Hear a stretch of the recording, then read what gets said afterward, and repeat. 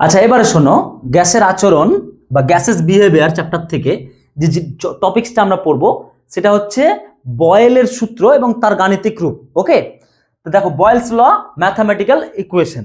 Boil মানে half boil, ফুল boil, তাই না? না না না, ওটা না। আচ্ছা, এটা বোঝার আগে আমাকে চারটে জিনিস বুঝতে হবে। ওকে, এই চ্যাপ্টারটা আমি মনে করি, এই চ্যাপ্টারটা গ্যাসের আচরণ চ্যাপ্টারটা দাঁড়িয়ে আছে, থমকে আছে চারটে অক্ষরের মধ্যে। একটা অলরেডি আমরা জেনে গেছি, পি ফর প্রেসার, প্রেসার মানে চাপ। ওকে, টি ফর টেম্পারেচার, টেম্পারেচার মানে উষ্ণতা। এম ফর মাস, মাস মানে বস্তুর ভর। ওকে, আর ভি ফর ভলিউম, ভলিউম মানে আয়তন। এই চারটে অক্ষর কিন্তু তোমাদের মনে রাখতে হবে বাবা, ঠিক আছে? তাহলে চারটে অক্ষর কি কি? পি টি এম ভি, পিএমটিভি, পিএমটিভি মনে রাখতে হবে। পিএমটিভি, হ্যাঁ, পিএমটিভি করছিল, এনএমটিভি করতে করতে যে উড়িয়ে গেছিল, ঠিক আছে, ওটার দিকে যাচ্ছি না আমি। দেখো, পিএমটিভি, ওকে, এটা মনে রাখতে হবে। পি ফর প্রেসার, চাপ, T for temperature, M for mass, mass মানে ভর, ভি ফর ভলিউম, ভলিউম মানে আয়তন। এই চারটা অক্ষরের উপর এই চ্যাপ্টারটা দাঁড়িয়ে আছে। ওকে, এবার বয়েলের সূত্র কি? দেখো, এই চারটা অক্ষর নিয়ে কিন্তু বলছে স্থির উষ্ণতা। তাহলে স্থির উষ্ণতায় মানে টি, নির্দিষ্ট ভর মানে এটা ভর মানে এমও স্থির, স্থির উষ্ণতায় নির্দিষ্ট ভরের কোনো গ্যাসের আয়তন, গ্যাসের আয়তন মানে কি অক্ষর বাবা? আয়তন ভি। ওই গ্যাসের চাপের, চাপ মানে কি? চাপ মানে পি।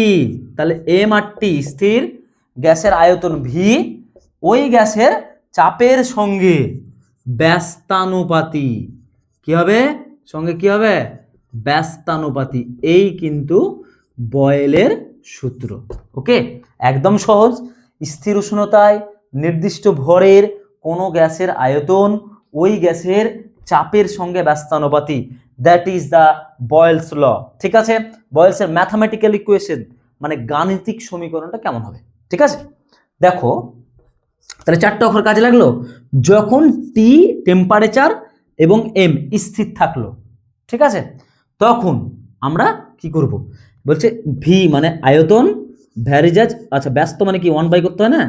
বাহ, ভেরি গুড। ভি ভ্যারিজাজ 1/পি, এটা হচ্ছে আমার কি গাণিতিক রূপ।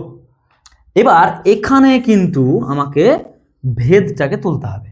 ভেদের অঙ্ক জানো সবাই, ঠিক আছে?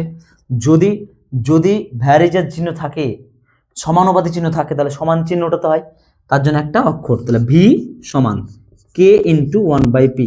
That is the equation where varies as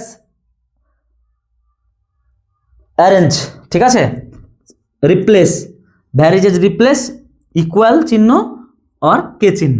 ওকে, মনে থাকবে? তাহলে এইটা হলো, অতএব ইমপ্লাইজ দ্যাট আমরা দিতে পারি পিটা গুণাকার করে দাও, পিভি সমান কে। এই কে হচ্ছে ধ্রুবক, কে হচ্ছে কি বাবা? ধ্রুবক। আচ্ছা, এবার দেখো, পি আর ভি এর গুণফল অসীম পর্যন্ত হতে পারে, পি আর ভি এর গুণফল অসীম পর্যন্ত হতে পারে। তাহলে যদি পি আমি একটা নিই, ভিও একটা নিই, তাহলে কি হবে? পি টু ভি টু সমান dot dot dot dot K নিতে পারি না, পারি না? তাহলে প্রত্যেকটা অক্ষরেই কিন্তু আমরা একটা নিলাম, দুটো নিলাম, আমরা গণনা করব না, অসীম পর্যন্ত গণনা করব না। পি ভি দুইজনের গুণফল হচ্ছে অসীম। তা আমি প্রথমটা নিলাম প্রথম পাত্র, আর দ্বিতীয়টা নিলাম দ্বিতীয় পাত্র। এটাই হচ্ছে বয়েলের গাণিতিক রূপ। ঠিক আছে?